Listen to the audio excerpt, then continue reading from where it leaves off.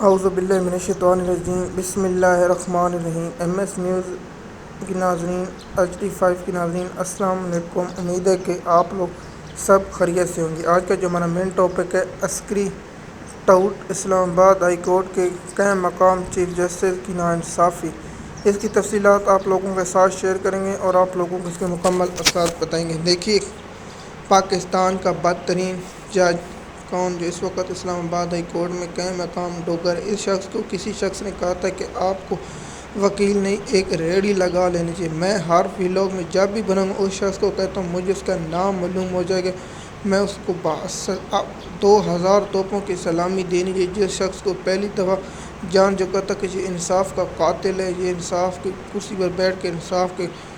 قرآن پاک کی یہ کہ اے ایمان والو، جب تمہارے پاس مقدمہ ہے تو اس میں انصاف کرو، بے شک اللہ پاک انصاف کرنے والوں کو پسند کرتا ہے۔ جب بھی میں انصاف پر ولاگ بناتا ہوں تو میں کہتا ہوں کہ چاہے وہ اس کا تعلق نون لیگ سے ہو، چاہے اس کا تعلق PTI سے ہو، چاہے اس کا تعلق پیپل پارٹی، چاہے فضل الرحمان سے، جماعت اسلامی سے، جس بھی سے ہو، چاہے مسلمان ہو، چاہے جس مذہب سے تعلق رہے، چاہے جس فرقے سے تعلق رکھتا ہے، کیونکہ اللہ قرآن میں ہمیں حکم دیتا ہے اے ایمان والو انصاف کرو، تو انصاف ہونا چاہیے، چاہے جس طبقے سے، چاہے جس ادارے سے، کس شخصیت سے کوئی بھی تعلق رکھتا ہو، کیونکہ اس کے ساتھ انصاف کرو۔ انصاف کرنے والوں کو اللہ تعالیٰ پسند کرتا ہے۔ دیکھیے، القادر ٹرسٹ کیس کی جو سزا ہوئی عمران خان اور بشرا بی بی کو، وہ ہے 17 جنوری۔ اب مئی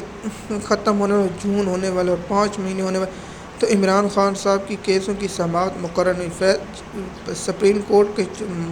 سپر پاور جج فیصل وابڈا نے پہلے بھی کہا تھا کہ اب عمران خان کو وہ انصاف نہیں ملے گا، پھر ہوتے ہوئے نظر آئے۔ عدالتوں کو شرم آنی چاہیے اور عدالتوں کو ڈوب کے مانے۔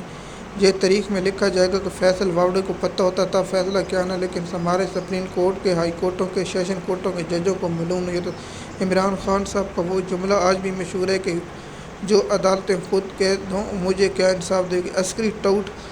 جج نے کہا تھا کہ میں منگل کے روز عمران خان کا کیس مقرر کروں گا اور القادر ٹرسٹ کیس مقرر کروں گا، لیکن عسکری ٹاؤٹ جج نے پھر اس ہفتے کال لسٹ جاری نہیں کیا، اور جو آج سوار ہے اس روز بھی عسکری ٹاؤٹ جج کا کوئی کال لسٹ جاری نہیں ہوا۔ عسکری ٹاؤٹ جج ہمیشہ انصاف کی، ان کا کام صرف اسی لیے لایا گیا ان کو عمران خان کے کیسوں ان کو اور کیا لایا گیا۔ ہمارے سپریم کورٹ کے جج جسٹس محمد علی مظہر خان جو آج کل بوٹ پالش کرنے کے نمبر 1 ہے، اسے بوٹ پالش کرنے کے لیے پاکستان کی تاریخ میں یاد رکھا جائے گا۔ سپریم کورٹ کے چیف جسٹس یحییٰ فریدی، امین الدین خان اور جمال مندوخیل کا نام سنوری حفوظ میں لکھا جائے گا، اور مسرت ہلالی اور جو 5 ججوں نے جو ملٹری ٹرائل کرنے کی سویلین کی اجازت دی، ان لوگوں کو بھی پاکستان کی تاریخ میں لکھا جائے گا۔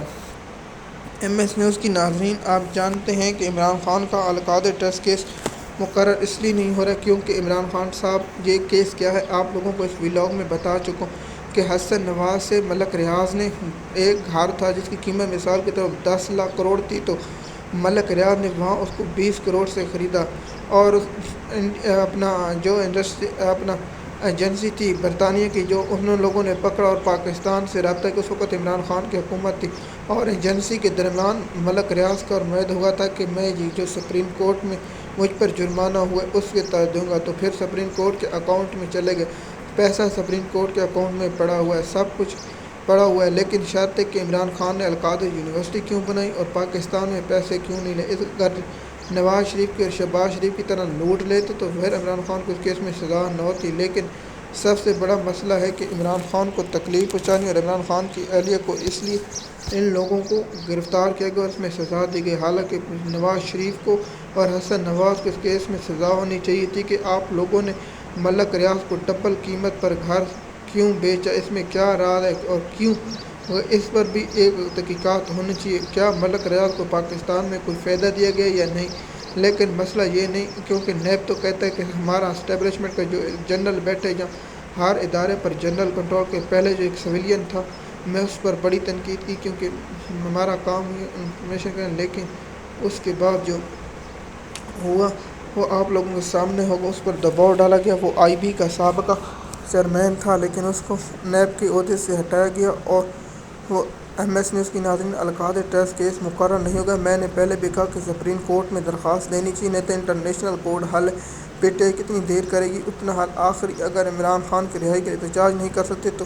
انٹرنیشنل کورٹ تو جا سکتے ہیں، لیکن سلمان اکرم راجہ اور بیشرگور علی جیسے گھٹیا انسان پی ٹی آئی پر جو قابض ہو چکے ہیں، اب عمران خان صاحب کو ان قابضوں سے